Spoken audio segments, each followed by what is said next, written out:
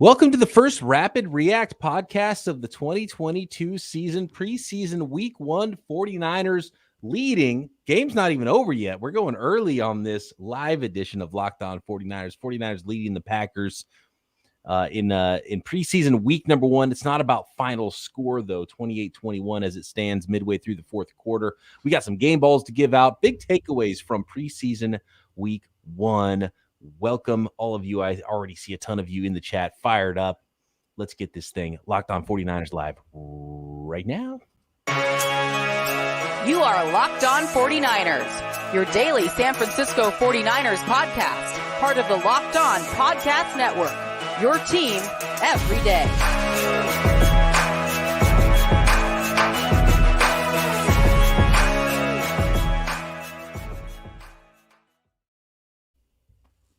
Welcome to Locked On 49ers. Brian Peacock and Eric Crocker at BD Peacock at Eric_Crocker. Thanks everybody for jumping on, making Locked On 49ers your first listen every day. I'm pumped, Croc, to have the first Rapid React pod of the 2022 season. And as far as preseason games go, this is like one of the best preseason games I've seen in a while, right? This was fun. Yeah, it's pretty entertaining, man. Had some early fireworks on both sides of the ball. Had some plays throughout the game. Guys making plays. It was a very entertaining first half, that's for sure. And it's setting up to actually be a good ending to the game as well. A nice little finish right now, Croc. I got to lean on you on that. I don't have a screen in front of me anymore here as this thing finishes up the last few minutes of the fourth quarter. Brock Purdy just leading a touchdown drive, put the 49ers up 28-21.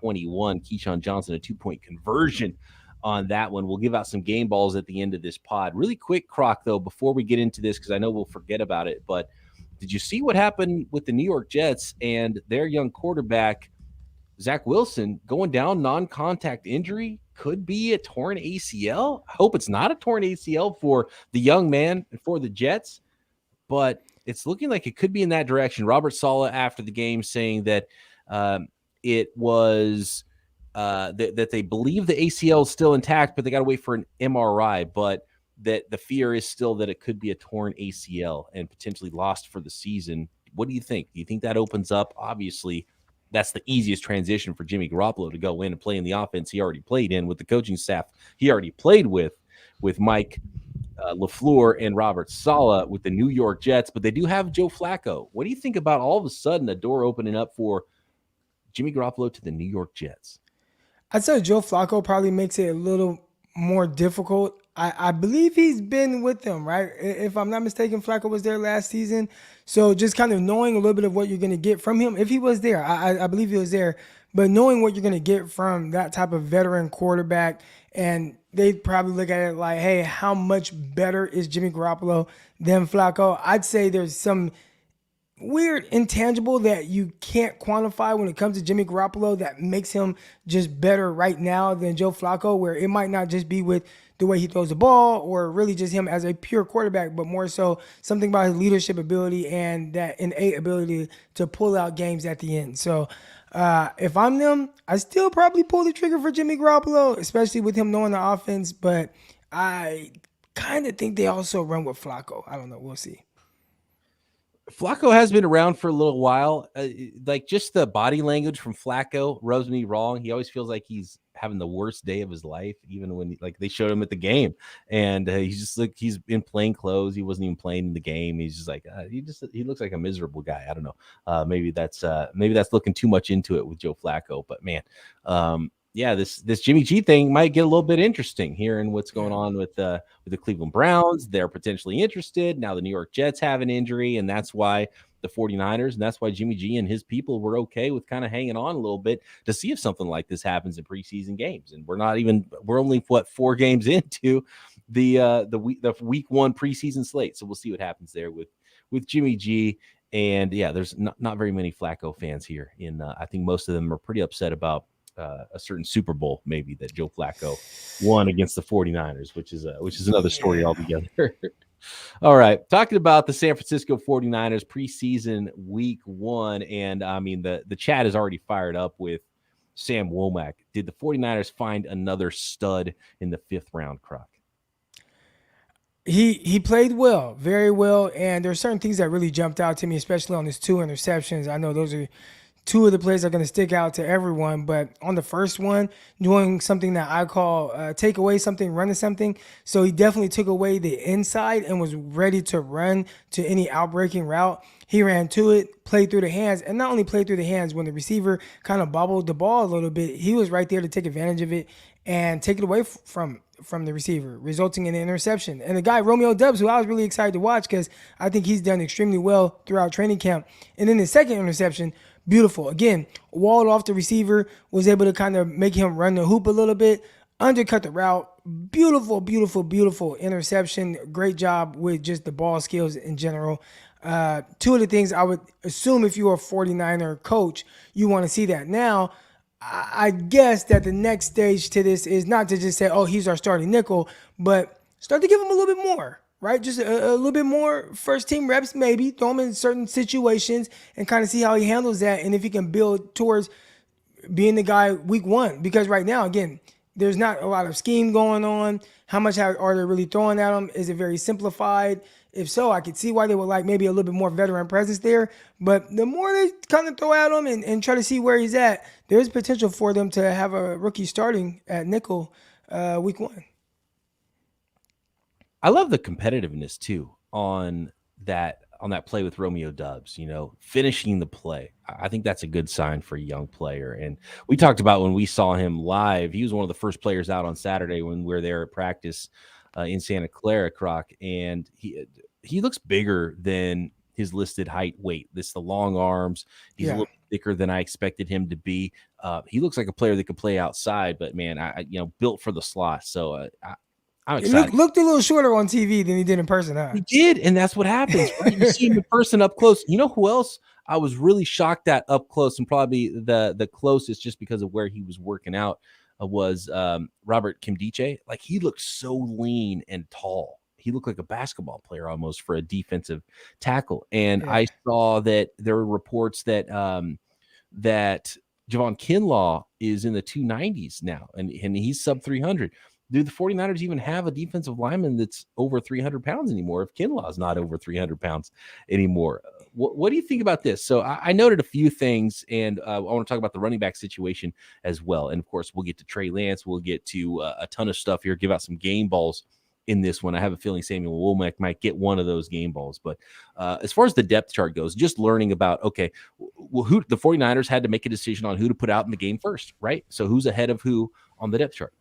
There was a couple big ones for me on defense in the first half of this game. One was that Tarvarius Moore was actually playing ahead of Talanoa Hufanga at strong safety. And then Moore got whooped deep by Doubs on that zero blitz play. What did you see there on that play? And what did you take away from Tarvarius Moore getting out there before Talanoa Hufanga? Because I thought for a second maybe Talanoa Hufanga was so entrenched that he was not going to play in this game at all, that he was going to sit because he was with the ones. Then all of a sudden, Talanoa Hufanga comes into the game after Tarvarius Moore.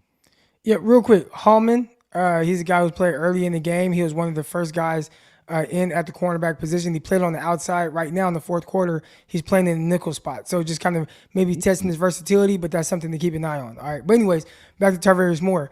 Obviously, beat on the slot fade. That's one of the more difficult routes to guard. There's so much space, and he was kind of beat from the jump. Now, one thing I noticed with Tarvarius Moore when he was actually a rookie, remember they tried him on the outside at cornerback to start, and I just remember watching and just thinking, like, he moves like a safety. He doesn't move like a cornerback. And I think they looked at his size, right? You see a guy, the 6'1", 6'2" frame, ran extremely fast, jumped extremely high, but the movement skills to me said safety. And I thought that was to be the case as a rookie as well. Well, when you play him in the slot, especially in man coverage and press, essentially it's zero coverage. Like, you got to be a shutdown guy from that standpoint because you really have no help. And he didn't move his feet at the line of scrimmage, and him not moving the feet, kind of standing in cement a little bit, let the guy just kind of go around him, and he was never able to catch up from there. I think you would hope that because he is a guy that does have 4.3 speed, he would be able to kind of at least get to the hands and contest it. Definitely wasn't the case there. The one thing that I would have maybe potentially done different, especially on third and fourth and short, it might have been third short, fourth and short, whatever the situation was. When you have a zero blitz on, the ball has to come out hot. So I would have preferred him get off at 5 yards And especially to have different guys on different levels, the outside guy and him, play off at 5 and then play catch technique. So as the guy is running vertically at you, then you get hands-on and turn and run with it. And if he does something short, you didn't back out and you get to jump it. I would have played it more like that as opposed to just everybody crush across the board versus zero blitz. But again, I'm not their coach. So West Coast Yee says that Huff started. So it looks like maybe Hufanga started at strong safety and Moore started at free safety with Ward not in there.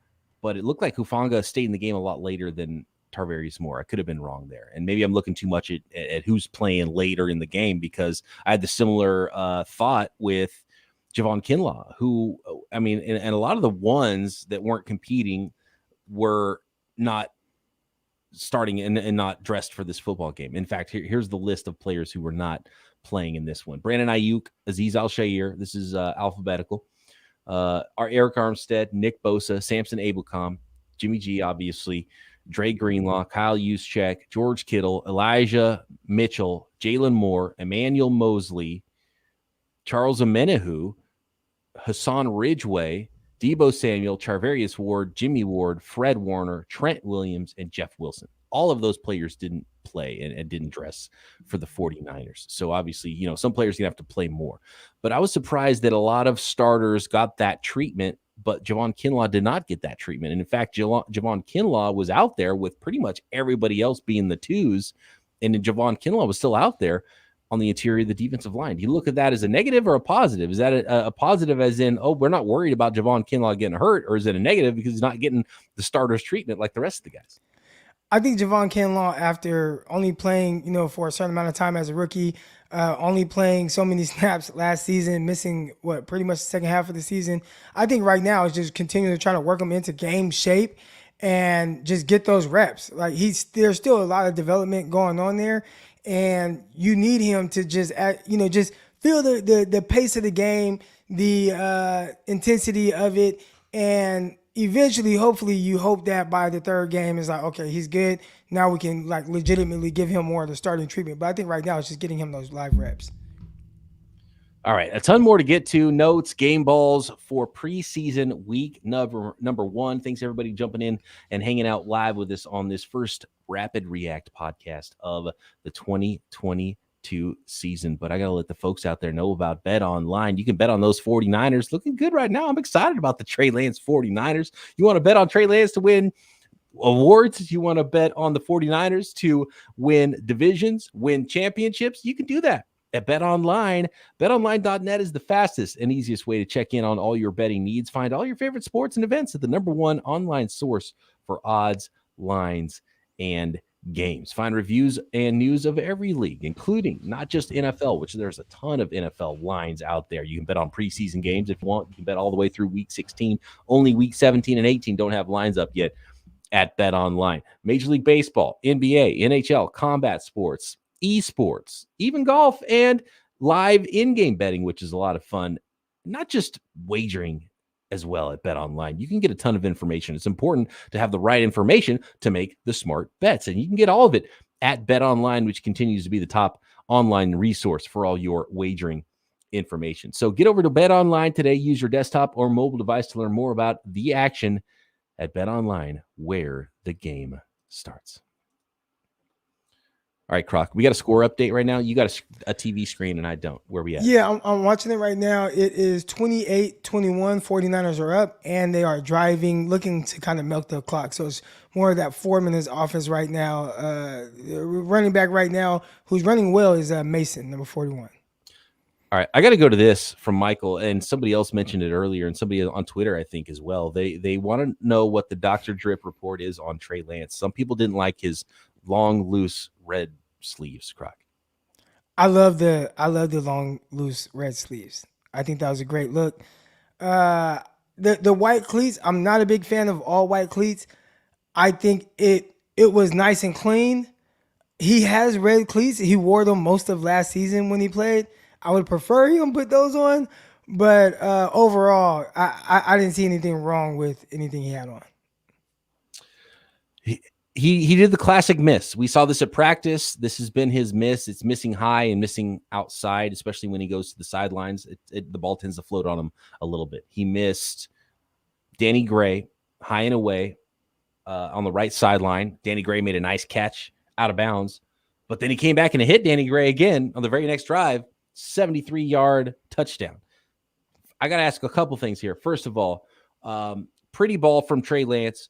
What was the route like for Danny Gray, and how is it possible? Because I didn't really get a good end zone angle of this one and how the DB played it. The DB's playing 10 yards off Danny Gray, and by the time Danny Gray's back in the screen, he's 5 yards past the DB. Was the DB just sitting in stone, or what's going on here? I have to look at it again. I was so focused on kind of the trajectory of the throw and where he was throwing it. And I like the location of it because that ball was good. Even if the coverage was perfect, he threw it away on the outside shoulder of the receiver to where he was able to fade kind of to the sideline. So even versus perfect coverage with a corner right there trying to put his hand in the basket, it would have been a terrific throw. So that part was great. It was almost like too perfect because it's like, hey, your guy has him beat by 5 yards, but he was throwing it as if the coverage was really tight. So regardless, terrific throw there. I thought that was awesome. And I will have plenty of room to throw it to the sideline because he was in the slot. He had like that.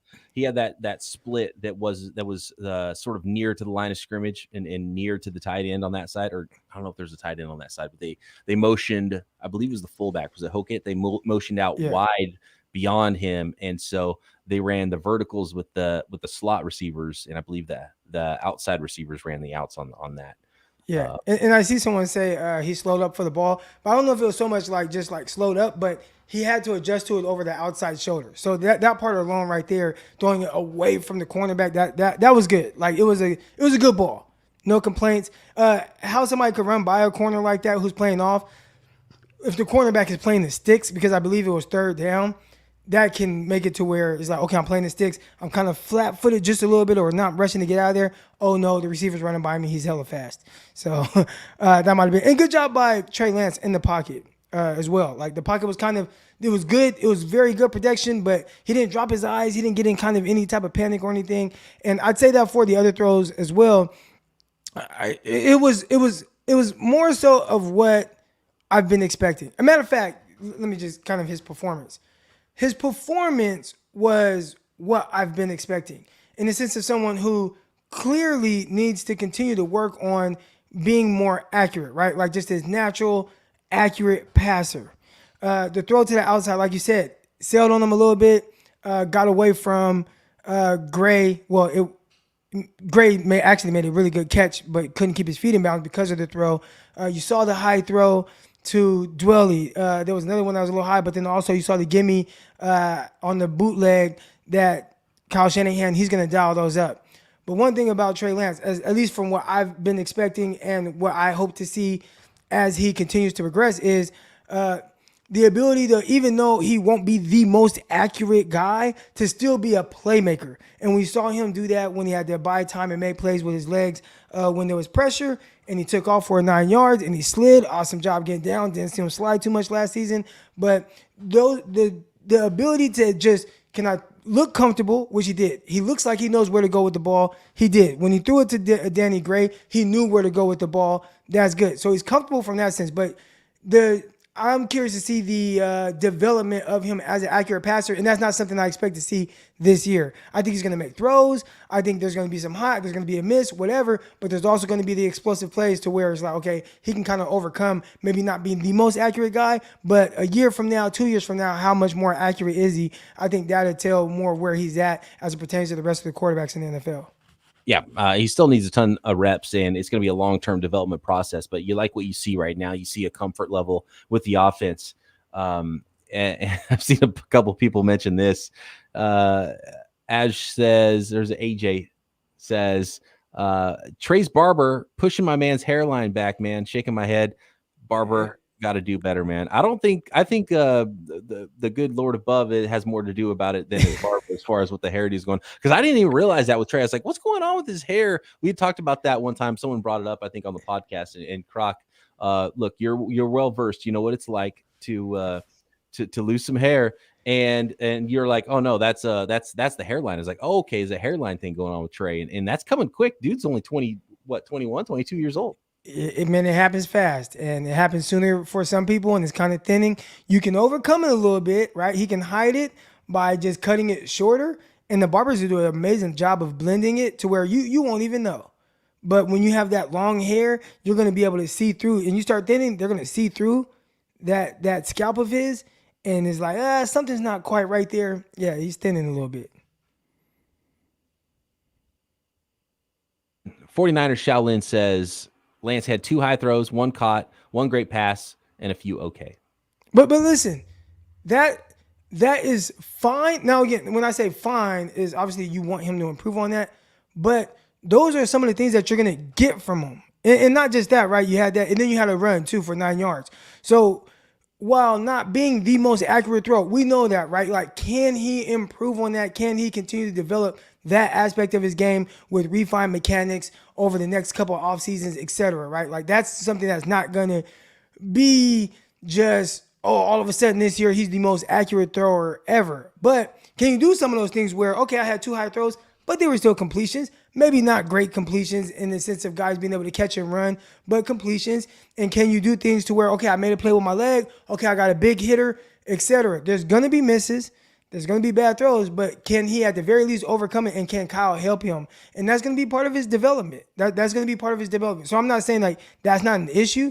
I'm just saying I think they can with this team get over that, but it might cost you a couple games. It might cost you a couple games. So you're not wrong. He's not wrong. He's not wrong to point that out. But I just think like even with that, they're still going to be able to overcome it. Maybe not always though. Right. Yeah. Making some plays with those legs. Tavarius says Trey slid. Yeah. And you brought that up, Croc. That's important. Like that was maybe the best play of the game. I know there was a 73-yard touchdown, but Trey slid. Trey got down. This is preseason first quarter, right?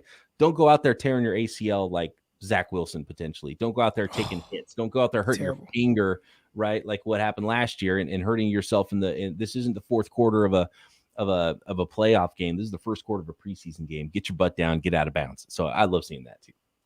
Yeah. Side note, 49ers won as well. Time is clicking down, or time is out. 28-21. 28-21. 49ers victorious over the Green Bay Packers.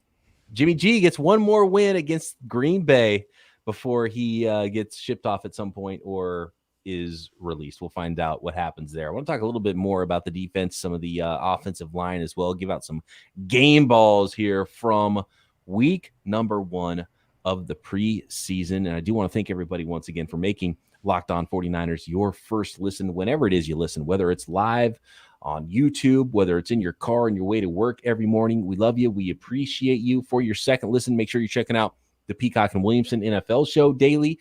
Myself and former NFL scout Matt Williamson talking about the entire league. Eric Crocker with Ryan Tracy doing Locked On NFL Draft every day here on the network, and Locked On Fantasy Football. Find the intellectual fantasy expert Vinny Iyer, who brings over 20 years of NFL experience and a unique angle to give you the moves no one else has. Get ready for your fantasy drafts with Locked On Fantasy Football. Okay, Croc. I want to talk about the offensive line, the good and the bad. The good, rookie Spencer Burford. Man, he got plugged in at right guard from day one of camp, which was somewhat of a shocker for a 4th-round pick. This guy, this wasn't a top 50 pick like Aaron Banks last year. This wasn't a first-round pick. This is a 4th-round guy, and Daniel Brunskill's been holding that down for a little bit at right guard. And they'd rather move Daniel Brunskill and give the rookie the job, and he's been holding it down. He's been really good. He was ragdolling some guys. I was excited what I saw from Spencer Burford in practice, from the reports, and looking at him in the game. I think he did get beat one time. It wasn't perfect out there. But, man, for a rookie showing up, he was looking pretty darn good. Yeah, and that's exciting, right? They've been giving him a ton of reps, and they kept him in the game for a long time, especially for a guy. You talked about Kinlaw and getting that starter treatment. But Burford, he definitely didn't get the starter treatment, although he's been the number 1 right guard all throughout training camp. I think it's exciting. I want to continue seeing them getting those reps. You really like some of the mobility and things you saw, finishing plays. Like you said, he was beat early. I believe he was it him that was beat on the play where Trey Lance had to scramble for that 9-yard pickup? All right, so it's one of those early plays, but outside of that, I think he rebounded extremely well. I watched him versus the run. I watched him versus the pass, and I would continue to kind of watch him because at first I kind of stopped paying attention to the offensive line. I'm like, wait a minute, Buford's still in there. So I'm going to go back and rewatch and take more notes on the game, but definitely noticed right away. I was like, hey, I like the way he's performing. I even tweeted that out. So it was 4/5 of the sort of the projected starting offensive line that were in there blocking for Trey Lance to start the game. Trent Williams didn't play, but I think it's a really good sign that Mike McGlinchey was in there because, we're a little bit worried about how he would look coming off of that quad injury that he had. And it's a nasty injury. It's a tough injury to come back from. And he was ready and he was out there and played that first series, but they replaced him quickly. They left the 3 interior guys in there and they replaced McGlinchey at right tackle with Justin School, who immediately got beat multiple times. I think it's gonna be tough for Justin School to make the roster. I think that was one of the players that I watched and was like, eesh, like multiple times getting beat. I think when you consider what Daniel Brunskill could give you as a super sub player that could potentially back up all 5 positions on the offensive line. We've seen what he looked like in the past, being a swing tackle for the 49ers before he became. I thought he was a better tackle than guard. I thought he was too, and he's been that. He's more of a thin, former tight end type of a body build, not a bowling ball type of a player either as a guard. So I wouldn't be shocked there if he was better than School at tackle. There's Jalen Moore, there is Colton McKivitz. And then you have the 2 starters. I don't think there's room for Justin School to make this roster. But on the positive side of things, Jason Poe, the undrafted free agent out of Mercer, still looking really good, man. I like Poe. I think you got to keep Poe. I don't think he clears waivers. I think Poe right now is making the 49ers final 53-man roster. I have to go back and watch him. I noticed he was in there, but he just looks so short too. I mean, I know he's short, but yeah, it just looked funny watching him on the offensive line. But I have to go back and watch him specifically because I know I didn't do that. And I know Poe's taken some reps, I think, at left guard in practice, mostly at right guard. But that'll be something to watch in these preseason games, too. If they start to give Poe some reps at left guard, start to give him maybe even some center reps, which I think would be huge for him, then I think the 49ers are preparing for him to make the roster because he has an opportunity to, to be a backup at multiple positions. You can't just back up one position in the NFL as a backup offensive lineman if you're going to dress on game days. You got to have multiple spots, and you got to be able to snap the ball, probably play both guard spots if you're Jason Poe. So we'll see what that looks like. I want to talk about the running backs too, because it was Trey Sermon, which was the clear running back too, because Elijah Mitchell out, not playing in this game. He's got a hamstring thing he's working through. He's not going to play at all this preseason, and that's fine. That's a big issue with him. He really has to work on staying healthy. Even in the games, I'd say, and again, nobody's just super healthy, but from what I was hearing, they were kind of taping him together to be able to get him through games on top of the 4 or 5 games that he actually missed. So, for the guy that you want to count on to be your lead back, you want him to be your guy, and he knows how to run in the offense, and he has that big hitter capabilities. We saw that in multiple games, but he got to stay healthy, and at least healthy enough to where it's because again, we heard reports his knee, it was keeping him out of practice last year just for him playing the games. His ribs all jacked up, and those things are going to kind of happen, but. To hear this on top of what was going on most of last season, I'd say that's not as ideal. But again, they did spend high draft capital on other running backs, so maybe it helps having those guys on the roster. Yeah, and it is tough because it's the portion of camp we've seen multiple players have some muscle injuries. Ward, Mosley, now Elijah Mitchell. I think it's just that portion of camp after 12 practices. And you just cool it with those guys, shut them down, make sure they're healthy for the regular season, and then roll. But you're right, and that it's just the case with every running back in the NFL. Staying on the field is one of the most important things. But the fact that Trey Sermon was the clear running back too, and then it was Jermichael Hasty who got in the game before Ty Davis Price. So the rookie Ty Davis Price, 3rd rounder, was running back 4 if you're going by this game and the depth chart. And I don't think Ty Davis Price, unless I missed it, didn't make an appearance at all until the second half of the preseason game. So I think that's telling as far as where they're at currently. That doesn't mean he couldn't pass them up tomorrow on the depth chart, but the depth chart currently, if you're having a fantasy draft tomorrow, you might want to look harder at Sermon than right now the guy who's being drafted as running back 2, which is Ty Davis Price, which is this is what has happened last year, right? It was mostly Sermon, and nobody was talking about Elijah Mitchell. So I don't know. And then Ty Davis Price and JaMychal Hasty both stayed in the game and kind of traded off a little bit in the second half of the game. And I think Mason at some point made an appearance, but he looks like clearly. Yeah, Mason was last. But listen. They should, to be honest with you, they should hide the hell out of Mason. They shouldn't let him put tape out there because they need to put him on the practice squad. Yeah, listen. Ty Davis Price, I'm not going to lie. I love the way he ran the ball. There was one play, and again, I mean, obviously, I think this was like one of his better runs, so it kind of stood out. No, there were a few like runs that stood out to where I'm like, that was a really good run by him. But one in particular where he started left and he jump cut all the way to the right and then hit it, then made a guy miss in the open field and then got north right now. And he only picked up about 9-10 yards.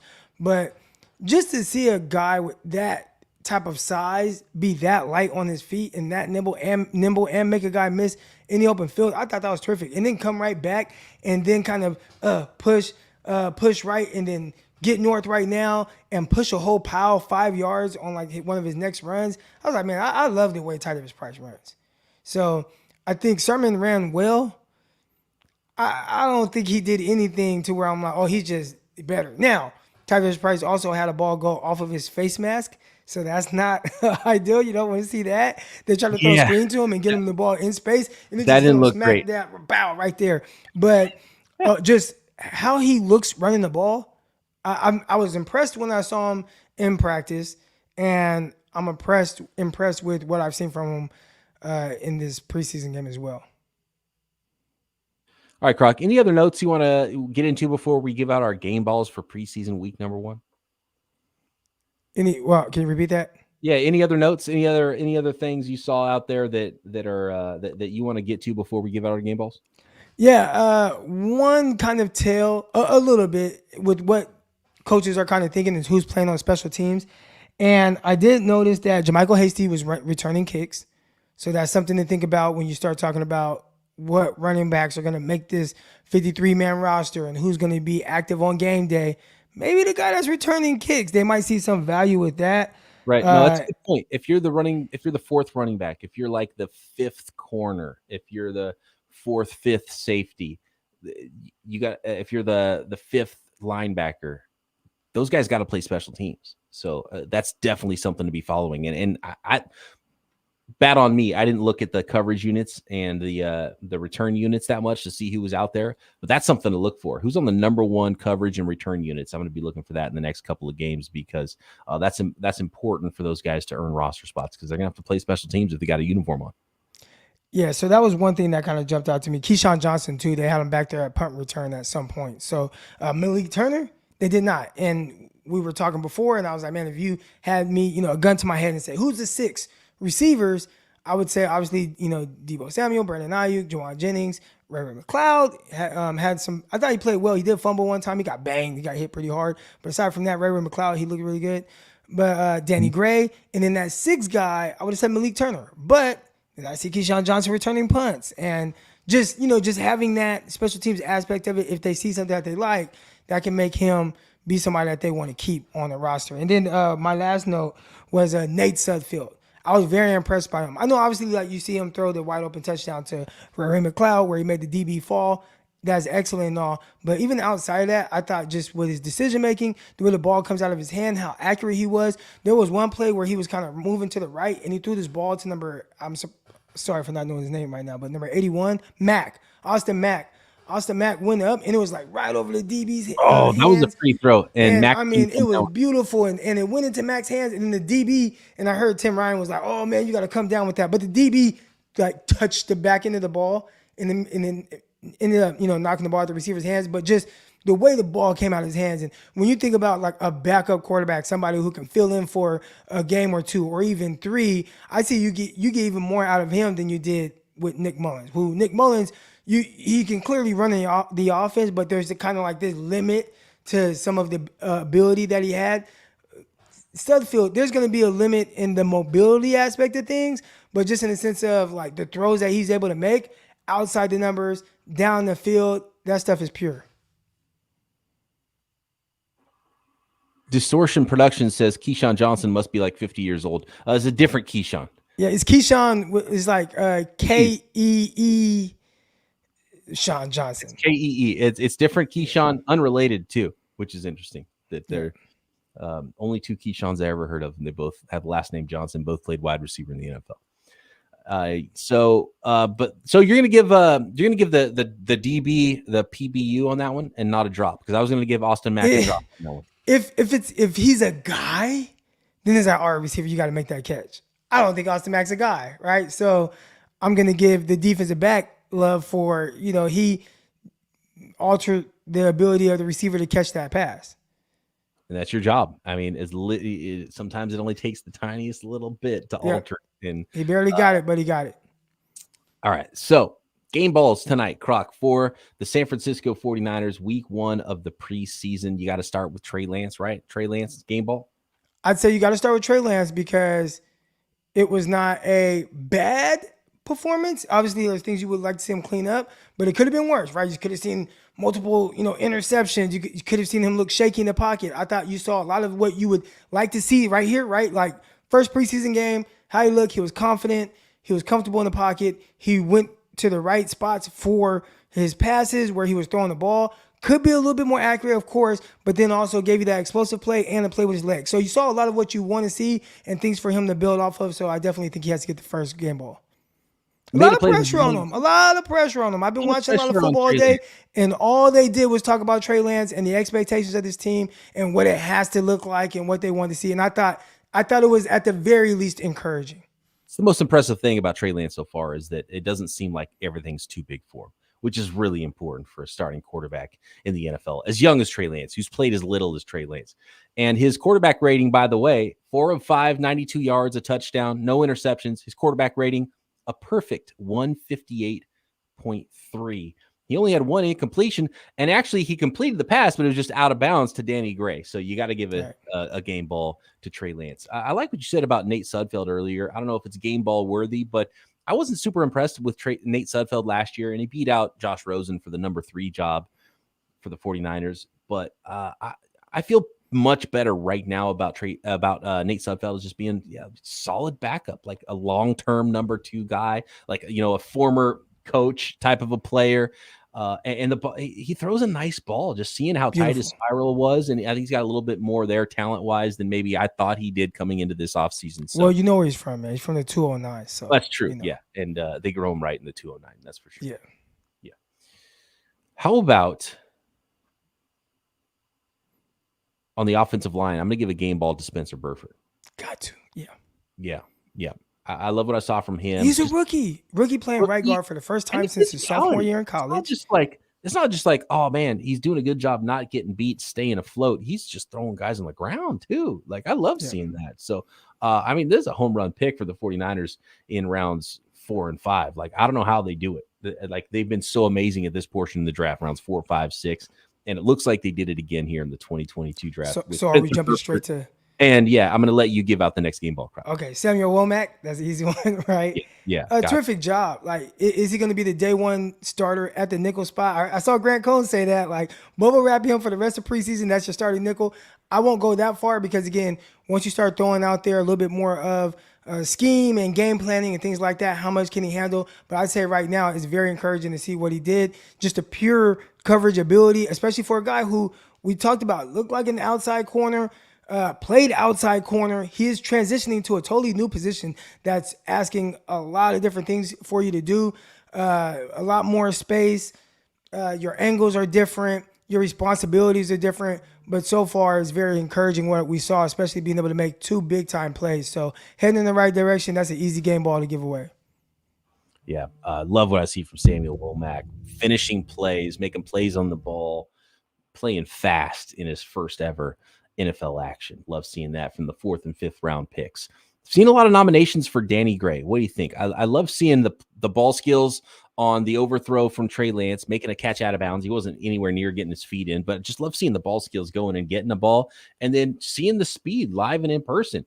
That was legitimate speed that put a guy on skates in the NFL. So what do you think? Game ball. There was one throw by Nate Sudfeld, right side, where at the top of the route, got stuck in a little bit at the top, and he wasn't able to get out of his break and get to the ball. Outbreaker, right? Yeah, where Brown was exactly, but he and kind of I'd got say if there's an area where he needs to improve, and I've talked about that, kind of freeing himself up at the top of routes. But if he can just do one thing very well right now, which is win vertically, hell, I'll take that. There's just the ability to stretch the field, and Trey Lance throw it out there, have him run underneath the ball. So I don't know if I give him a game ball. I guess, yeah, he made a play. I mean, he made a big play. You drafted him for speed. He showed that off. He flashed that and showed like, hey, I'm a guy where if I'm in the slot and I'm running a slot fade, you better put somebody better on me. So, yeah, we can give him a game ball. a leading receiver for the 49ers, had 2 catches for 99 yards, averaging 49.5 yards per catch, 4 targets, had a touchdown. I liked seeing it, like what I saw from Ray McLeod as well. Tanner Hudson coming in late with Purdy and getting the touchdown to give the 49ers the W. Just looking at some more of the stats here for the 49ers. Jordan Mason, 6 carries for 30 yards. And that's 5 yards per carry late in the game there. So, again, if I'm the 49ers, I hide Jordan Mason because I don't want someone there's just if everyone's healthy, you can't take that many running backs. You don't want to put too much on tape for Jordan Mason and have a team go steal him off of waivers for you. And then Ty Davis-Price, wasn't super impressed by him. He kind of almost tripped over himself. It looked like he made a nice read on one play where he's trying to bounce it out to the right side, kind of fell over his own feet. I think that might have been a big play, might have helped him, but I wasn't super impressed there. We know what Michael Hasty is. Michael Hasty, though, 5 carries for 36 yards, 7. He ran well, too. He ran very well. They all ran well. Like, they bounced around. They had good vision. They set up their blockers extremely well. I thought the running backs ran well.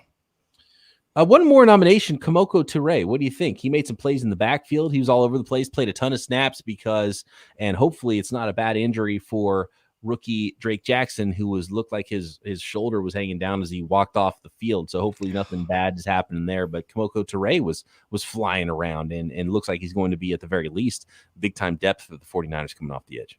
Someone says just a stinger for Drake Jackson. Stinger, okay. Yeah. And that's Michael in the chat. Appreciate that. Appreciate the folks in the chat hanging out. There we go, Michael. Got to put you on the screen there. Appreciate everybody jumping in live with us, hanging out. I know that you guys are fired up about 49ers football. Love seeing the 49ers on the field again in the new rendition. It's a different team, but it's going to be a fun team. There's going to be some ups and downs this year. The upside is extremely high for the San Francisco 49ers team. There might be some moments where you beat your head against a wall a little bit. They're counting on some very young players in certain significant spots on the roster, but including their quarterback, right? And as Trey Lance goes, the San Francisco 49ers will go this season. But I think it's going to be a really fun year and a really fun team, Croc, and I can't wait to hit it again every single day, do all these rapid reacts all year long with you. I'm pumped. Right here. Somebody said Ty Davis-Price looks slow. I got to watch it again. I don't know. I didn't think he looked slow. But. He's a bigger back. They did drop that he was around 219, which I think is the perfect weight for him because he was 230 in college. Showed up at the combine at like 211, which was lighter than Elijah Mitchell was at the combine, I think, right? Or Elijah Mitchell, I think, played at 215, maybe showed up even lighter as well at the combine to run fast. But 220. It's you don't want to be much bigger than 220. I think if you're Ty Davis-Price, because you can still be very physical at that weight, but you want to be fast as well. And so I think that one run he might have broken something, and some fans might be a little bit more excited about Ty Davis-Price right now, but he kind of tripped over himself. But that's one of the things when you're a big back, you can't be tripping over your own feet. You got to be able to pull off this move that you're trying to pull off. So we'll see what that looks like. I think that's going to be a really fun battle for running back 2, 3, 4 and 5 for the 49ers roster here as the preseason goes along. Thanks everybody for jumping in on the live stream. Thanks everybody for making Locked On 49ers your first listen. Croc and I going to hit the tape. We'll be back with you next week with everything going on with the Niners and some more thoughts, I'm sure, on preseason game number 1. Croc and I will talk to you then right here, Locked On 49ers.